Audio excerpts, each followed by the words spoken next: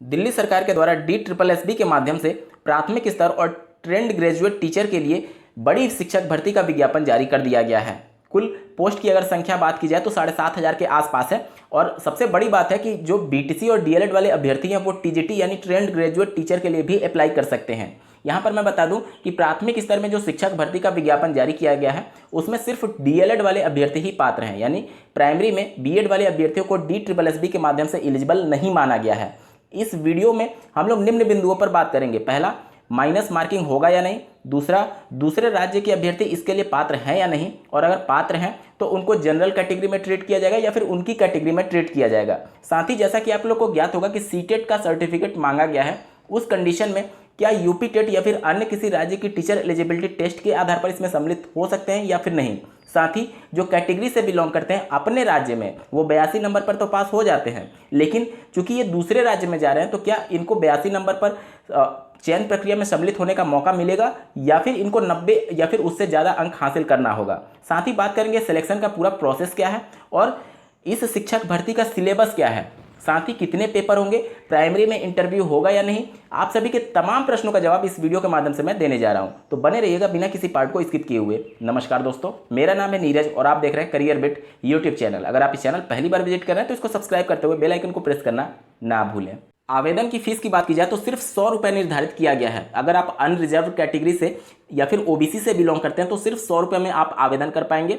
साथ ही अगर आप किसी कैटेगरी से जैसे कि SC ST या फिर PWD यानी फिजिकली हैंडीकैप्ड है या फिर अगर बात की जाए एक्स सर्विसमैन है, और साथ ही साथ अगर आप एक महिला कैंडिडेट हैं और कोई भी कैटेगरी से बिलोंग नहीं करते हैं तो आपको 0 रुपये में आवेदन करने की सुविधा दी जा रही है। एक बार फिर से सुन लीजिए, अनरिजर्व्ड और OBC कैटेगरी के लिए सिर्फ 100 रुपये फीस है। बाकी जितने भी कैंडिडेट हैं, महिला कैंडिडेट हो गई, SC ST मेल कैंडिडेट या फिर फीमेल कैंडिडेट, PWD मेल या फिर फीमेल, और एक्स सर्विसमैन मेन या फिर फीमेल, सबके लिए फीस 0 रुपये निर्धारित किया गया। सिर्फ OBC और जनरल के लिए 100 रुपये निर्धारित किया गया है। अब बात करेंगे दूसरे राज्य के अभ्यर्थी आवेदन करने के लिए पात्र हैं या नहीं। आप पूरी तरीके से पात्र हैं। किसी भी राज्य से अगर आप चाहें तो DSSB की इस TGT और प्राइमरी की वैकेंसी में अप्लाई कर सकते हैं। यहाँ पर अब रिजर्वेशन की बात आती है कि मान लीजिए दूसरे राज्य का कोई छात्र है, मान लीजिए उत्तर प्रदेश का ही है, तो इस DSSB के माध्यम से अगर शिक्षक भर्ती में सम्मिलित होना चाहता है तो उसको रिजर्वेशन का लाभ मिलेगा या नहीं। तो यहाँ पर देख लीजिए, स्पष्ट ये मेंशन किया गया कि अगर आप OBC कैंडिडेट से बिलोंग करते हैं और आउटसाइडर हैं तो आपको अनरिजर्व कैटेगरी में ही ट्रीट किया जाएगा। मतलब अगर आप उत्तर प्रदेश के निवासी हैं और OBC जाति से या फिर कैटेगरी से बिलोंग करते हैं तो आप जनरल कैटेगरी में ही आवेदन करेंगे। ये सिर्फ OBC के लिए मेंशन किया गया है, आउटसाइडर के लिए, ठीक है। अगर बात कर लें SC ST की तो उनके लिए कुछ भी यहाँ पर मेंशन नहीं किया गया है कि वो अनरिजर्व में फिल करेंगे या फिर अपनी कैटेगरी में फिल करेंगे। OBC के लिए स्पेशली मेंशन किया गया है कि आप रिजर्व कैटेगरी में नहीं बल्कि अनरिजर्व कैटेगरी में ही अप्लाई करेंगे। अब सवाल ये आता है कि सीटेट का जो टेट मांगा गया है उसमें कितने नंबर होने चाहिए। देखिए, अगर आप दूसरे राज्य या फिर दिल्ली के कंडीशन में केंद्र शासित प्रदेश में आवेदन करते हैं और किसी दूसरे राज्य से संबंधित है दिल्ली के अलावा, तो आप सभी वहां पर जनरल कैंडिडेट की तरह ही ट्रीट किए जाएंगे, क्योंकि ये सेंट्रल लेवल की वैकेंसी नहीं है। केंद्र शासित प्रदेश में राज्य स्तर की ही ये वैकेंसी है DSSB के माध्यम से, ठीक है। तो अगर आप सीटेट क्वालिफाई हैं तो आपका 82 से 89 नंबर तक अगर आपका है तो आप वहां पर फाइट नहीं कर पाएंगे, क्योंकि जब वहां पर आप जनरल में अप्लाई करेंगे तो जनरल के अनुसार आपका सीटेट क्वालिफाई होना चाहिए और जनरल के अनुसार 90 अंक क्वालिफाइंग मार्क्स है सीटेट में। तो उस कंडीशन में जितने भी अभ्यर्थी 82 से 89 के बीच में हैं वह इस वैकेंसी में आवेदन नहीं कर पाएंगे। 90 और 90 से ऊपर जिनका सीटेट क्वालिफाई है वो आवेदन करने के लिए पात्र हैं। अब एक प्रश्न ये भी आप लोग के बहुत आ रहे थे कि इसमें किस टाइप का सीटेट का सर्टिफिकेट चाहिए, पेपर 1 या फिर पेपर 2। देखिए, TGT की जितनी भी वैकेंसीज हैं हर सब्जेक्ट की, उसमें अपर प्राइमरी यानी पेपर 2 का सीटेट मांगा गया है, और जो प्राइमरी की वैकेंसी है उसमें पेपर 1 यानी प्राइमरी लेवल का सीटेट का सर्टिफिकेट मांगा गया है। अब बात कर लेते हैं सिलेक्शन का प्रोसीजर क्या रहने वाला है। तो इसके लिए आप दूसरा नंबर पॉइंट देख सकते हैं, mode of selection. The candidate shall be made through 1 tier/2 tier examination scheme and skill test wherever applicable. यानी कि जैसा कि आपको ज्ञात होगा बहुत सारी वैकेंसीज हैं अलग अलग पोस्ट के लिए। LDC की भी है, पटवारी की भी है, शिक्षक भर्ती की भी है, प्राइमरी की भी है और TGT की भी है। तो सभी के लिए अलग अलग क्राइटेरिया निर्धारित किया गया। स्किल टेस्ट की अगर बात की जाए तो LDC के लिए यानी लोअर डिवीजन क्लर्क के लिए टाइपिंग स्पीड मांगी गई है, जबकि शिक्षक भर्ती के अन्य पोस्ट के लिए टाइपिंग स्पीड नहीं मांगा जाता है। तो जहां पर जो अप्लाई होगा, जैसे आप लोग प्रश्न पूछ रहे थे कि इंटरव्यू होगा या नहीं प्राइमरी में, तो देखिए प्राइमरी में इंटरव्यू का प्रावधान नहीं है। आपका इंटरव्यू प्राइमरी में नहीं होगा, लेकिन जो टीजीटी की जितनी वैकेंसीज हैं उन सब में आपको इंटरव्यू देना होगा। तो प्राइमरी की बात की जाए तो वहाँ पर इंटरव्यू नहीं होगा।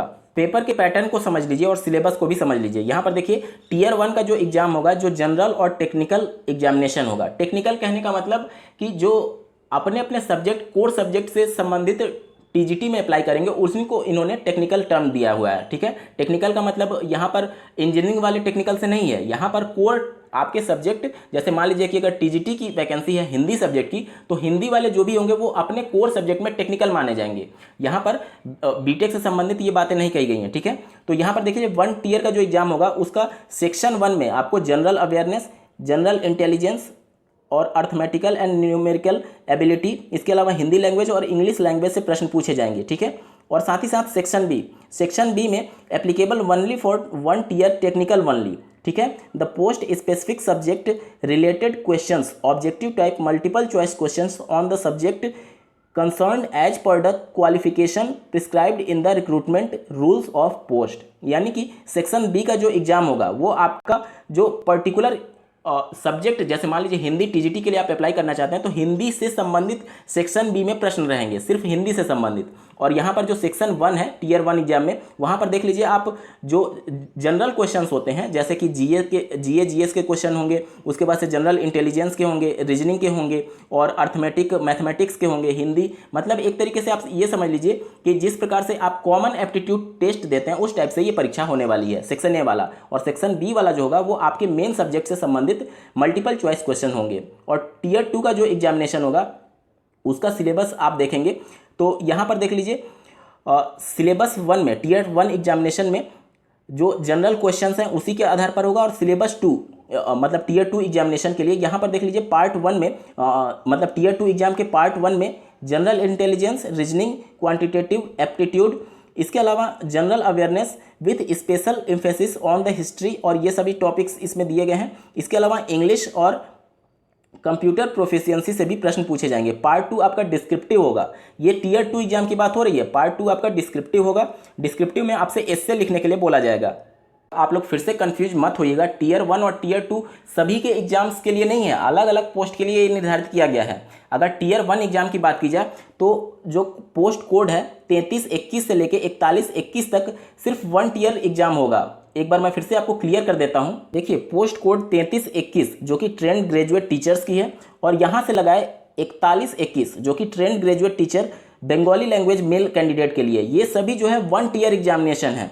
1 टीयर में भी आपके 2 सेक्शंस बने होंगे, अब उसके बारे में बात करते हैं। जितने भी आपके ट्रेंड ग्रेजुएट टीचर चाहे किसी भी सब्जेक्ट से संबंधित पेपर हो, उसमें देखिए टोटल क्वेश्चंस जो होंगे आपके 2 घंटे का एग्जामिनेशन होगा, 200 क्वेश्चन होंगे और सभी मल्टीपल चॉइस क्वेश्चंस होंगे, 1-1 अंक का सभी प्रश्न होगा। और यहाँ पर सिलेबस देख लीजिए, सेक्शन ए मतलब 2 सेक्शंस का ये पेपर होगा। सेक्शन ए में आपका एमसीक्यू टाइप क्वेश्चंस होगा, और इसमें कौन कौन से संबंधित सब्जेक्ट होंगे तो यहाँ पर देख लीजिए जीए होगा, जीएस से संबंधित होंगे, जनरल इंटेलिजेंस और रीजनिंग से होंगे, अर्थमेटिक्स और मैथमेटिक्स से होगा। इसके अलावा हिंदी और साथ ही साथ अंग्रेजी का ये प्रश्न पत्र होने वाला है। और इन सबसे मिलाकर के 20-20 अंक के प्रश्न यानी 100 अंक का ये प्रश्न पत्र होगा। सेक्शन बी की अगर बात कर ली जाए तो ये भी एमसीक्यू टाइप क्वेश्चंस ही होगा।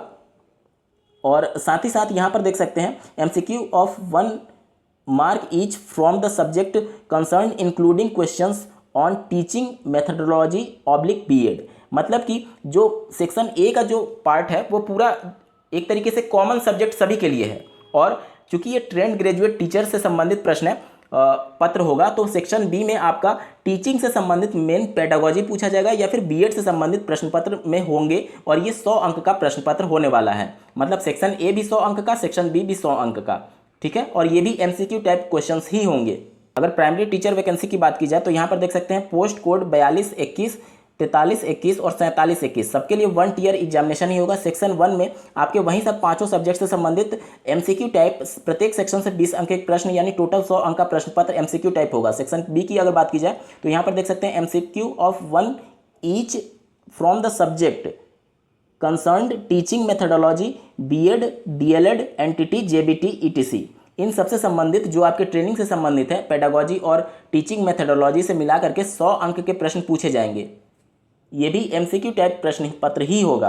तो यहाँ पर आप क्लियर समझ लीजिए कि प्राइमरी के लिए कोई इंटरव्यू नहीं है, ट्रेंड ग्रेजुएट टीचर के लिए इंटरव्यू जरूर होगा, और टीजीटी हो या फिर प्राइमरी की वैकेंसी हो, सबके लिए 1 टियर एग्जामिनेशन ही रखा गया है। बात करेंगे निगेटिव मार्किंग की, तो इस प्रश्न पत्र में निगेटिव मार्किंग भी है। अगर आपने एक उत्तर गलत कर दिया तो प्रत्येक गलत उत्तर के लिए 0.25 मार्क्स आपके डिडक्ट कर लिए जाएंगे, यानी कि माइनस मार्किंग है और 0.25 मार्क्स आपके प्रत्येक गलत उत्तर पर काट लिए जाएंगे। अब आप लोग के कुछ जनरल क्वेश्चंस हैं कि अपीयरिंग वाले अभ्यर्थी अप्लाई कर सकते हैं या नहीं, तो बिल्कुल नहीं कर सकते हैं। जिनका पूरा कंप्लीट हो चुका है, अपर प्राइमरी का टीजीटी के कंडीशन में सीटेट क्वालिफाई होना चाहिए, और प्राइमरी के कंडीशन में सीटेट ही सिर्फ मान्य होगा, यूपी टेट या फिर किसी अन्य राज्य का टेट मान्य नहीं होगा, और प्राइमरी के कंडीशन में आपका पेपर 1 क्वालिफाई होना चाहिए और आपका प्रशिक्षण पूरा समाप्त होना चाहिए, कोई बैक नहीं होना चाहिए। उसी कंडीशन में आप इस भर्ती के लिए अप्लाई कर पाएंगे।